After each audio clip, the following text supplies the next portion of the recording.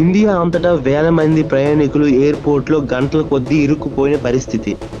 దేశంలో అతిపెద్ద విమాన సంస్థ ఇండిగో ఒక్కసారిగా వేల ఫ్లైట్లని క్యాన్సిల్ చేయడానికి అసలు కారణం ఏమిటి? ఒక్కరోజు 2 కాదు, 10 కాదు. ఒక వారంలో 2000కు పైగా ఇండిగో ఫ్లైట్స్ క్యాన్సిల్ అవ్వడం దేశం మొత్తంలో షాక్ గురయ్యేలా చేసింది. ఈ మొత్తం డ్రామా మొదలైంది మరి చేస్తున్నది డీజీసీఏ, అంటే మన దేశ ఏవియేషన్ నియంత్రణ సంస్థ.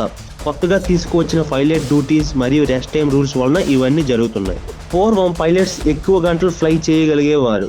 కొత్త రూల్స్ ఏంటి అంటే రాత్రి ఫ్లైట్స్కి రెస్ట్రిక్షన్స్ పెట్టడం, మ్యాండేటరీ రెస్ట్ టైం పెంచారు, వీక్లో ఎన్ని నైట్స్ ల్యాండింగ్ అలౌ అనే దానిపైన కఠినమైన పరిమితి పెట్టారు.